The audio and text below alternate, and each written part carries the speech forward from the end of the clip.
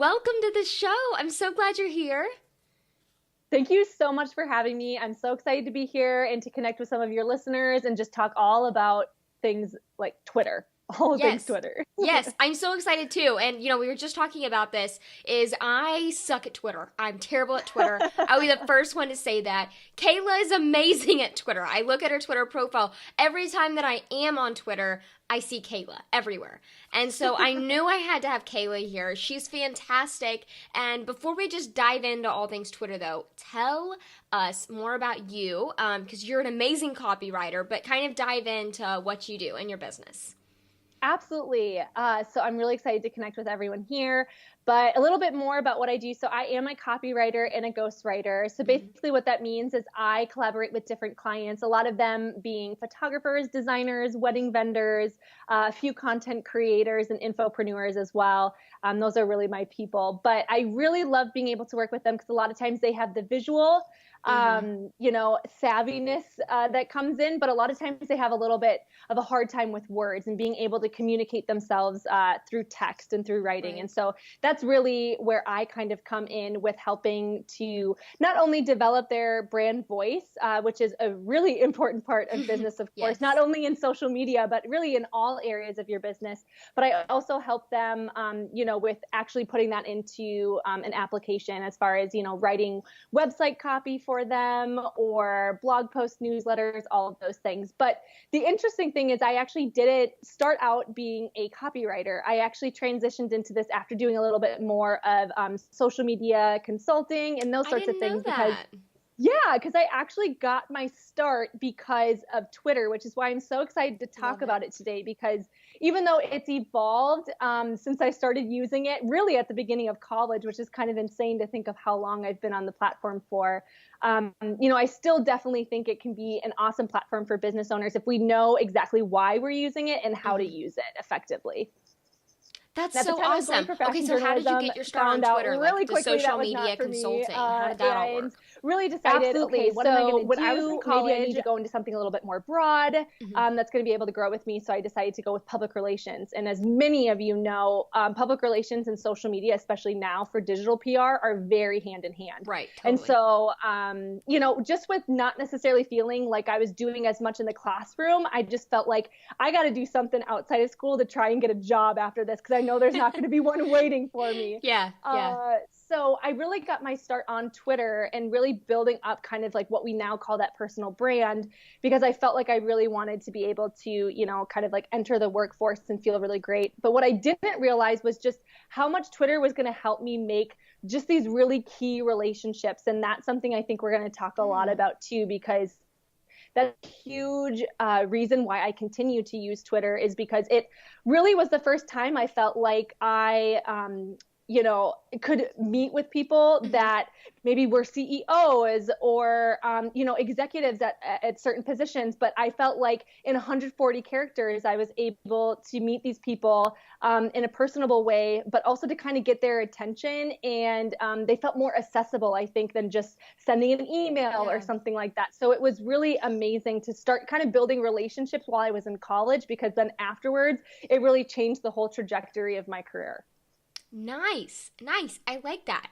So, I think that it's really important to start out with because I love Instagram. I love Instagram, but you said Instagram is so much different than Yes. Twitter. And like the way you use it, you said that Twitter does certain things for your business that Instagram just can't. So, what can Sure. Twitter do that a lot of other social media platforms just can't touch?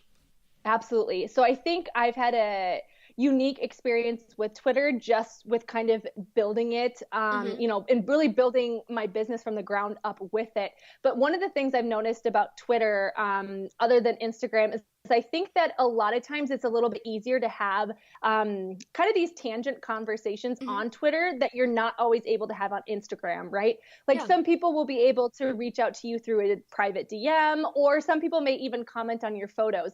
But a lot of times they have to be prompted to do that. Whereas on Twitter, it's a lot easier just to kind of like start a conversation Mm. almost about anything under the sun. And a lot of times those personal connections can kind of turn into more of the in-person connections that we get to, because there are so many people I've met, of course, from Instagram and Twitter as well. But one of the things that's unique about Twitter too is that it is used a lot more so for the specific audience of authors, speakers, top level executives. So anybody kind of within that realm, they're really not using Instagram as much because a lot of times they don't necessarily deal with the world of visuals. Right. So if you're a creative person, it makes sense to stay with Instagram a lot of the times. But Twitter really can unlock just a whole other side kind of business that I think a lot of people who are creative entrepreneurs may not even realize how many things they can learn from kind of almost like the Twitter side of business. Okay, I really like the way that you put that. That totally makes sense. So, how many times do you have to tweet every day? Because I think that's the most Sure. overwhelming part for me is, with Instagram stories, I don't know why it just comes natural because I think, oh, with Twitter, Sure. you have to post too many times. But with Instagram stories, I'm sitting here posting 10 times a day, yet I'm like, oh, that's Sure. too many tweets? So, Hmm. how many times do you have to tweet every day? And can you automate that? Just, I don't know. Sure. Yeah, I really what has worked well for me is feeling like I can automate a few of the tweets and Hmm. then some of them I'm doing in real time. And Oh, I so like even that. if yeah, so it's like it still keeps that newness factor. I'm Hmm. definitely still tweeting things in the moment so people can feel like they really get a feel for my personality. And I know I'm really known for using like way too many GIFs on everything, which is super fun. But I also think what's great too is just to be able to have a few of the tweets that are automated because there are certain times, of course, like if we're traveling or we're doing something else in our business where we just can't be as active on social media, Right, but people don't necessarily need to know that, right? And I know that's right. a lot of what you do with your business too, is just helping people kind of put those systems in place. So Right. I think it's really great to kind of have a little bit of both worlds because then you also don't get to a point where your whole entire Twitter feed just feels like a ton of links. Cause I think we've all gone to, Twitter feeds where you can tell everything is just automated and pushed. And hey, if that works for you and that's all the effort that you feel like is even worth it to put into your business for Twitter, that's totally fine. But I think, Yeah. if we want to use it to actually grow our personal brand and be an extension of our brand, it's Hmm. really good to have more of that like personal conversations, the details, all of those things. People really eat it up over on that platform. Love it. Yeah, I like that you said that people actually engage there. Because with Instagram, people respond or reply to my stories all the time. That's where a Sure. lot of my engagement is. But yeah, you do have, it's not a natural response to reply to a story, whereas a tweet, it's a natural response to engage or reply to a tweet. But okay, so how many tweets are you actually automating a day? Like, is it 2 to 3 tweets that you might automate? Yeah, I think so. I know, every business is going to be a little bit different. And so, let's say, like for mine, back when I was doing honestly, like way too many links, I would do like maybe 5 links a day and then 5 of my own posts. And just for my own business, it Okay. just felt like a lot. But I think that definitely trying to do it at least like once every 2 hours, I think is kind of a Okay.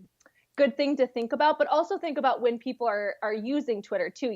Are your people really using Twitter during the lunchtime hours, or are they really using it at night? And just thinking about where you can be for that, because Instagram, we know that the algorithm, sometimes I can get posts now where somebody posted it like 5 days ago at a Right. random time, It's right? annoying. Yeah. Whereas Twitter, like, even though it still has a little bit of the algorithm in it, it still is very much so that kind of in the moment content. It Mhm. really prioritizes whatever content you're posting at that time. So I think it is really important to think, especially on Twitter, about the time that you're posting something. And you can start to look at, the types of content when you post it at certain time when it does well. I know quotes in the morning for me do really well, but they don't do that well in the evening for whatever reason. Mm. So I know if I have a quote, I want to post it there. So again, you can look at this all through your Twitter analytics and get as detailed in it as you really want to be. But there's a lot of opportunity, I think, there. Oh, that's really cool. So, do you pre schedule? I know we kind of talked about automate. So, pre scheduling is Sure. very similar to automate, but I know that there's this thing where you can have a bank of tweets and it Yeah. pulls from it. So, I guess I need to have a distinction between pre scheduling and automating. kind of like an automation bank, like Meet Edgar. And I believe that Buffer has that. Or Have you heard that? Have you heard that Buffer content library? That's what they call it. They call it the content library. And so I actually do have Buffer, the paid awesome plan, which I think is great. And so Meet Edgar, of course, is just a little bit more because it does help with the automation. And I think it's so great that you're talking about the distinction because there is a pretty big distinction there too. Yeah. So most of what I've done is more of the scheduling the tweets, even though it just automatically then posts them for me, which is really great, even though we don't have that capability yet of Instagram, which I know it's so tough sometimes. But yeah, but with Buffer, it's really great because you're able to, schedule all of those tweets in there. And you're also able to have that content library so you can see which ones do the best over time. And it really is as simple as hitting this specific button in your content library that's called rebuffer. And basically what that does is it completely copies over that exact same tweet, and you can just schedule it for a different time. And then it's done. So you don't have to copy and paste. You don't have to do kind of all of that extra work, which I think is really valuable and helpful for business owners who are at least just trying to kind of get started. And Buffer does have a free plan where you're able to do, I think it's like 10 tweets at a time. So if you schedule your social media every day, that might work for you in the meantime. But if you want to do it a little bit out of, a week out in advance, which is way more kind of my speed, then the awesome plan is I think like $10 a month. And it really does help if you're not necessarily ready to do the full automation yet, but you still want to do something that's going to help you. That's awesome. That's perfect.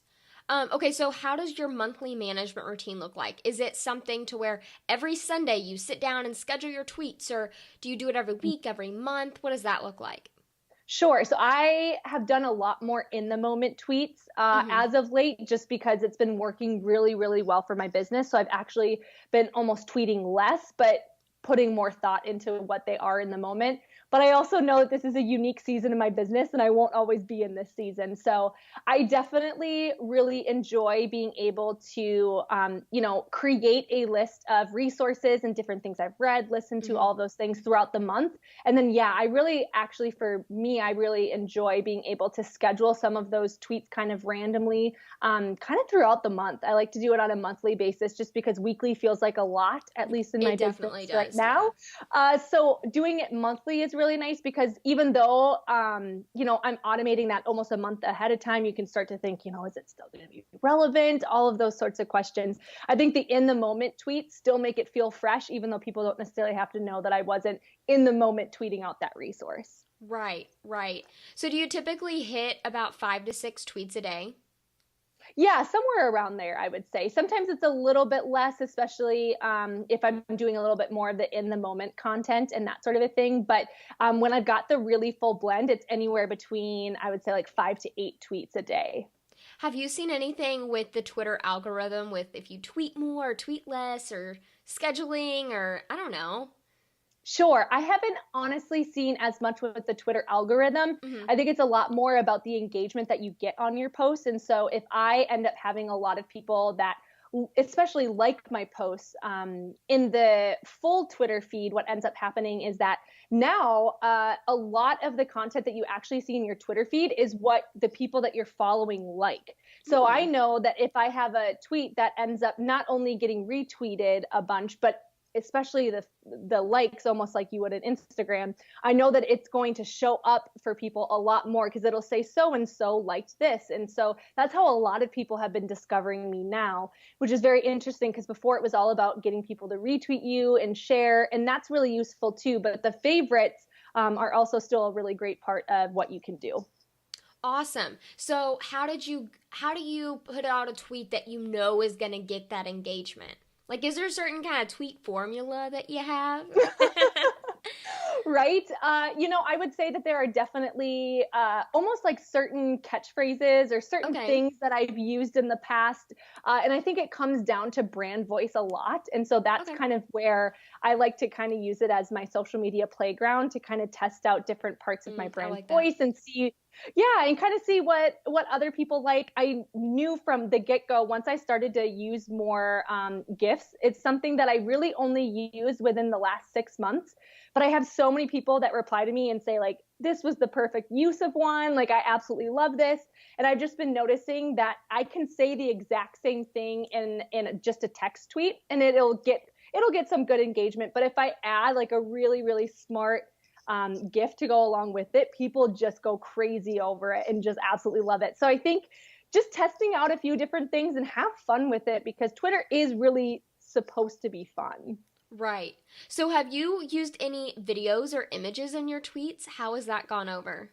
Sure. So of course, with being a writer, it's always been really difficult for me to figure out like how I'm visually going to say things. So I definitely could be doing more with Twitter videos for sure. Hmm. But for Twitter images, a lot of times I'll just kind of post something that's either kind of witty, kind of funny, whatever it ends up Hmm. being. But almost for me, what's happened is I've just realized that even more than my images, the GIFs just do the Right. best with engagement. I mean, That's it amazing. seems so silly, and it's so easy to just search for different things. But if you can find the right one that just perfectly fits along with what you're doing, it's kind of insane.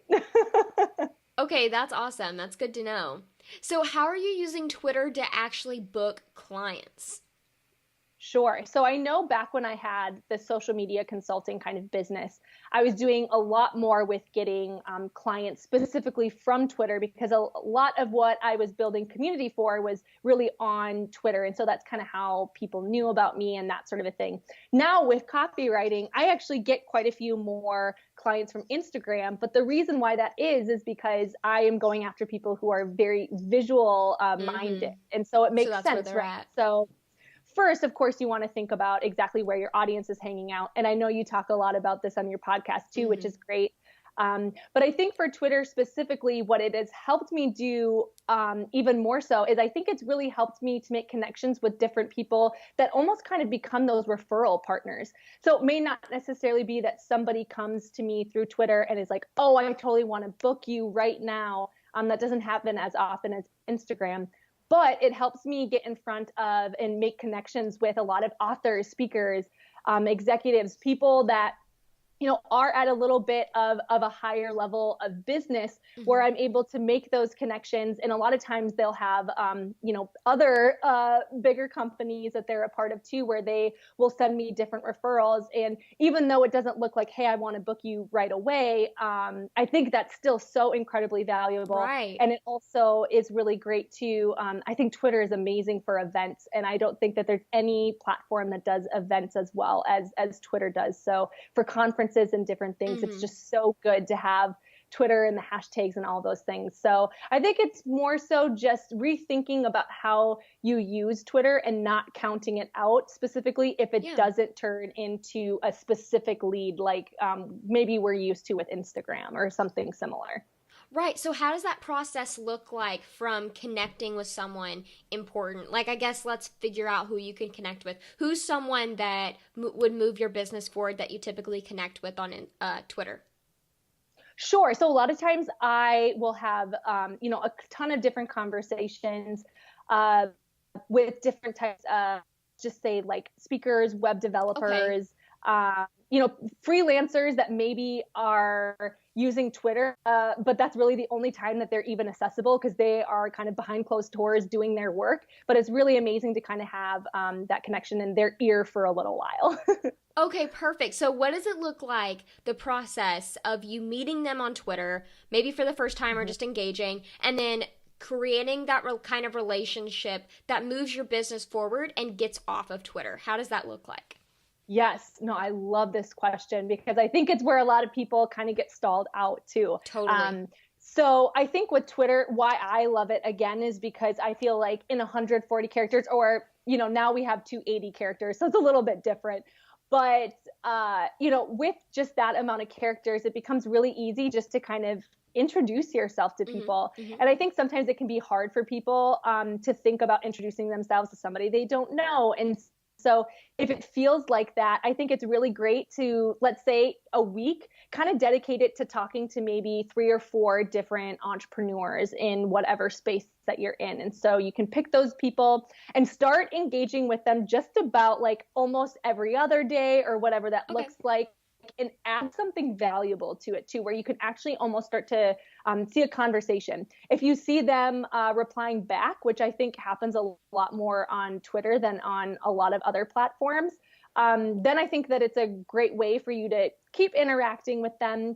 And then if there ends up being, kind of that opening for you to ask them a question, or for you to say, hey, can we take this conversation, to email or something similar? I know a lot of times I kind of try to go from a tweet to email. I know a lot of people do tweets to DMs, but I enjoy email a lot because once I get somebody in somebody's inbox, it can be a little bit easier to kind of keep that conversation going. And of course, I think the biggest thing is just making sure that it's all about the conversation at that point, because you don't necessarily want to have a conversation and then all of a sudden it becomes a pitch, or it becomes a specific ask, where you're asking something big or something for a favor from them. Just really start to build those relationships, because you'll start to see that they kind of grow into opportunities of their own that you may not even realize. Yeah, okay, I like that. So you go from engaged conversation on Twitter, and then it naturally goes to the email. So do you say, hey, what's your email? Let's continue the conversation. Like, how does that transition look like? Because I feel like that could get really awkward. Oh, sure. Potentially.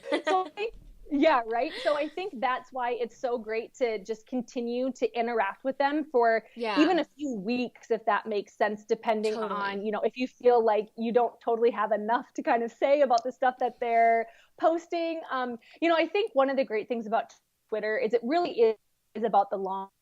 And I'm such a believer in that, because I think a lot of times with social media, we always look for these like fast tips and different ways to, I don't know, just kind of scale and go crazy with those things. Right. And I think the thing about Twitter is it's really just about those relationships, and they aren't built on their own. So actually prioritizing it and making sure that you are really adding valuable conversations there, just like you would on Instagram with actually commenting something and not saying nice picture, Yeah. So I think that's what's so great about Twitter, is that those conversations are really why people are over there in the first place, is just to talk with one another. And so if you can go over there and just be a genuine human talking about different things, I think that it can be a lot easier to then transition it into email, because you're already having a conversation and maybe you want to say more than 140 or 280 characters. And so it becomes easier and a little bit more organic to say, hey, I have a lot more to say on this subject. Let's go over to email and talk about it a little bit more. So there's always different ways that you can kind of, customize your messaging, but hopefully that makes people feel a little bit better about actually making those connections. Right. Yeah. And that's something that I've heard. I've been, researching a lot of kind of millionaires and top level executives, and just kind of listening to their podcast and just soaking in, whenever you just listen to people, whenever you want to be like someone, you just listen. And I've heard a lot of them say, oh yeah, a lot of my fans can't connect with me on Instagram, but Twitter, or like they can't connect with me on Facebook, but I'm on Twitter. And they'll always point to Twitter, and I find that so fascinating. And they say that, oh yeah, well, I'll reply there, and that's the most likely place you'll actually get in touch with me. So I think it is a really great place to connect with those people that are going to help move your business forward. I've definitely need to start using this on a way different level than I am right now, even if it's just automating a bit of it, like you said. And I love that you said that, because it's hard to tackle yet another social media platform, for sure, especially whenever you don't see the ROI there completely. And so I know you don't get your clients from Twitter as much anymore, but let's pretend like you did. How would you go about actually booking a client from Twitter in a non-spammy way? Sure. So I think the first thing I would do, hands down, is one of the most important things for Twitter now is to have a pinned tweet. So basically what that is it's making sure that whenever somebody goes to your Pinterest profile, the first tweet that they see, much like, a pinned Facebook group post would be. So make sure that that specifically goes to some sort of email opt-in. I know right now, if you look at my Twitter feed, my pinned tweet is actually just like a random tweet that's just a hilarious thing about me. But I will say, if you're specifically going for trying to book clients, it's a lot easier to have it go to an email opt-in, so then you can send them whatever kind of like nurture email sequence that you have. I really recommend doing that, and not just because I'm a copywriter. I just think it's a really great thing to have in place, so you can start building that connection. Because a lot of times, I think one of the great things about Twitter too is it really is just all about visibility. I think that's what a lot of social media is. And so if you can use Twitter, even if you don't necessarily get the specific client lead from there, they may be introduced to you there. And then you may end up being able to make a connection with them somewhere else. So the pinned tweet is definitely big there. Making sure that you're also sharing your own blog content, either your podcast episodes, your videos that are on YouTube, whatever you can to really drive traffic over to your website, so you can start to nurture them in that way too, so they learn a little bit more about you. But of course, you don't want to get to a point where it's too spammy and it's all about you. So that's why it's good to send some of that in the moment stuff, even point to some other resources that you think are helpful, and just play around and have some fun with it, because people are going to like that aspect of it the most, is just if you can be very authentic and genuine with it. Okay, so your main strategy is to post content kind of in the moment that is relatable and not super I've seen your tweets, so they're professional, they're business related, but they're also actually relatable. Like, they're not stuffy or anything. So those are your in the moment tweets, and then you're getting people to engage, and then also you have your traffic drivers. So I guess it's kind of like two different buckets. Your traffic drivers and then your engagement tweets. And you're getting your clients through your traffic drivers that are leading down more of a funnel.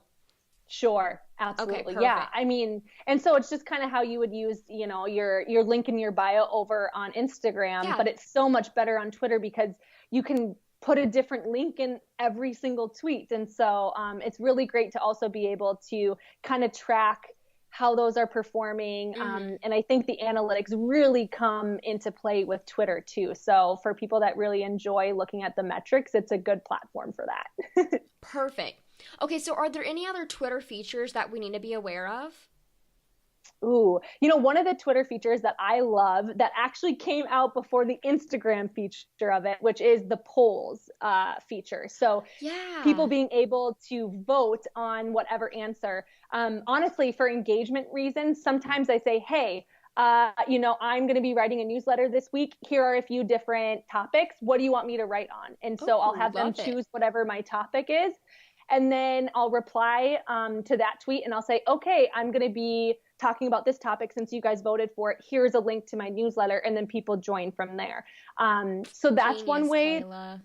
I know. I love the Twitter polls too, because you can actually have up to 4 different options, which is great because if you do it on Instagram with your stories, you only have 2 options, which hopefully they'll be able to bring a few more options in there. But I use polls on both platforms, and I just learn so much about my audience because to them it feels really interactive. But to me, I'm just using it as market research and making it like fun and engaging. But it really is just a win-win situation. So I'd say that the polls are probably the most underutilized but best ways to use Twitter.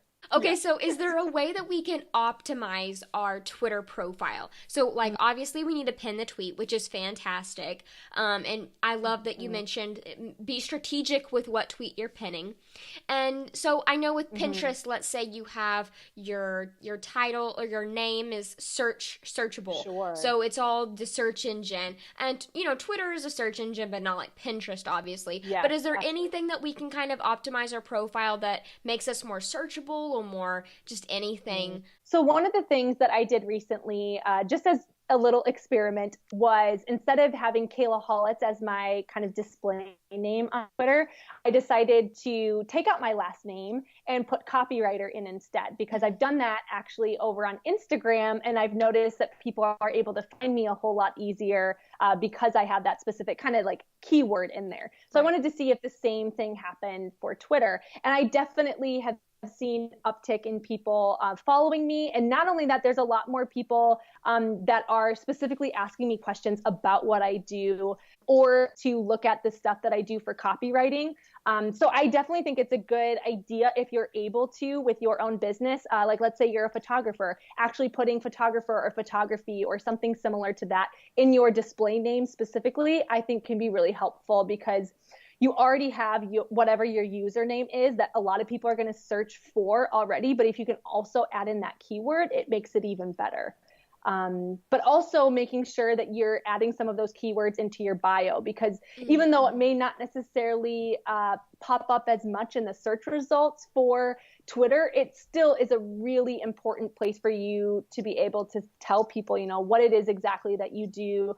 Give them a little piece of your personality too, just like you would on any other social media bio. But I'd say the really only other tip that really comes to mind is making sure that you use the big header image that you have on your Twitter profile, because so many people are not using that image to their fullest capacity. And so what I would really recommend is, like, for you, if you have a podcast or you have a video show or something, put a specific link in there, like a shortened link, and actually create a graphic for it, or, add an image that has some text to it as well, just so it can actually point them somewhere else, because your header image is definitely like the biggest kind of, what do I want to say? Kind of the biggest welcome, I guess, when you kind of come to your specific Twitter profile. So it really, really does help to have something there that automatically is teaching people about you right away, even just from that first image.